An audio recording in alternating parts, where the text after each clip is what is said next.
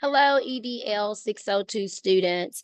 We are literally in the home stretch. We are entering into week 7.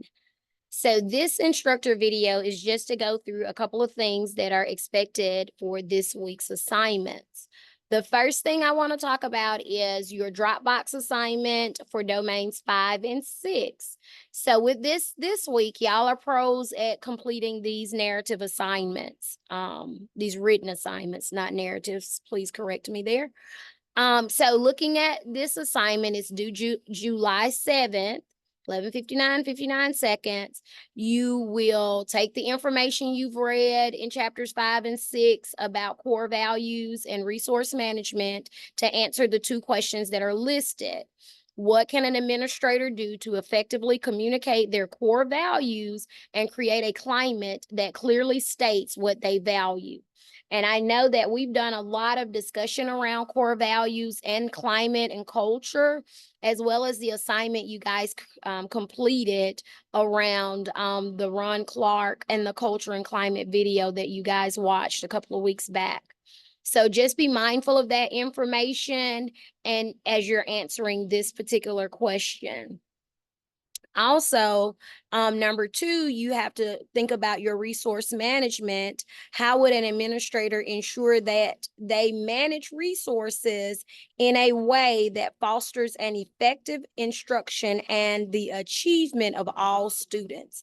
I want you guys to really read the chapter on resource management so that you can clearly identify and answer this question.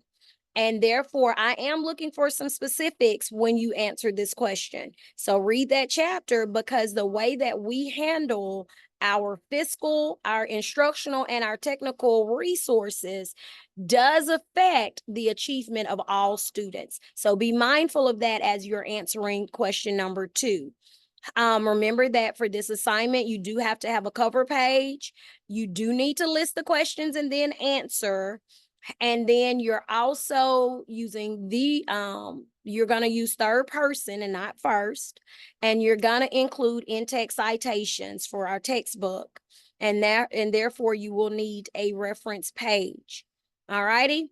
So with that being said, your rubric is listed there. And if you have any questions or comments about this particular assignment, please don't hesitate to send me an email about it. The next set of information is for the students that are in the specialist and the doctoral program. So this information is around your group project for best practices. So let's talk about that for a moment. You do have a rubric for it, but your best practices activity centers around things that are considered best practices on the 3 levels of elementary, middle school, as well as high school. So you see some examples there that you can include, but this activity, as I stated in the last video or the last virtual class, it's your first opportunity to work with your mentor. And you're going to talk with your mentor about what things they consider to be best practices on an elementary level, a middle school level, as well as a high school level. And you will compile 5 different things for each area.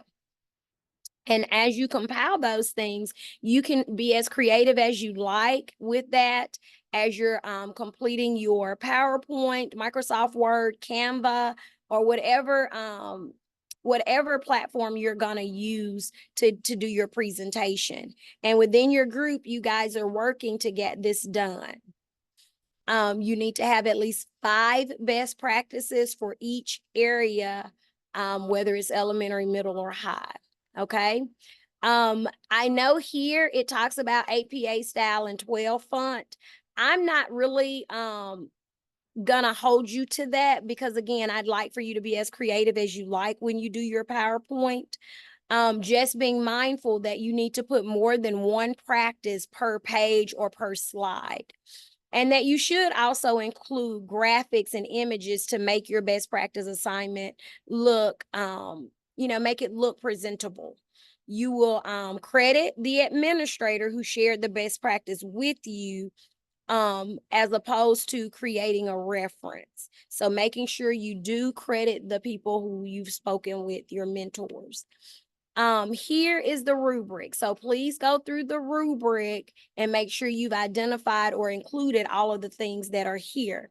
And I know that it says cover page that includes the title of the booklet, name of the students, name of class, and trimester. That can also be the very first slide that you show, okay? And I'm going to show you an example of a best practice assignment that was turned in a while ago. Let's see, making sure I've covered all of that. If you have any questions about this assignment, make sure you watch this video. There's a video there that Dr. Sellers put out a while back, but it's still pertinent information to the assignment that's there. So please note, though, that it is from a previous trimester. So some of the information or dates that may be there may be things that are not of this time, okay? The video is for informational purposes and examples only. So paying close attention to those things as you prepare for your best practices assignment. And there is a Dropbox for it as well in this location of the module. So let me stop screen share here because I would like to share the actual best practice assignment so that you can see what that looks like. So in this best practice assignment, they have elementary best practices. There are more elementary, there are middle school best practices, and then there are high school best practices. And this is just a PDF that was downloaded and uploaded. But I wanted to stop here to show where they did not do a reference page. However, they did do a page to give credit to the people that did assist with this assignment, okay? Even given where they got the presentation template from. So just be mindful of that as you are completing this assignment, as I'm sure you will be, because you guys have done an awesome job this far in. So I'm not thinking you're gonna stop doing that now. But just making sure that you get that completed and that you're working as your original group to complete that assignment. And as always, if you have any questions, any comments, anything that you need from me, I am truly an email or inbox away. So please don't hesitate to send any questions, comments, or concerns to me via email or inbox. Thanks for listening, and I look forward to seeing you guys for our next face-to-face virtual class that's coming up on July 13th. So have a great day and or week. Bye-bye.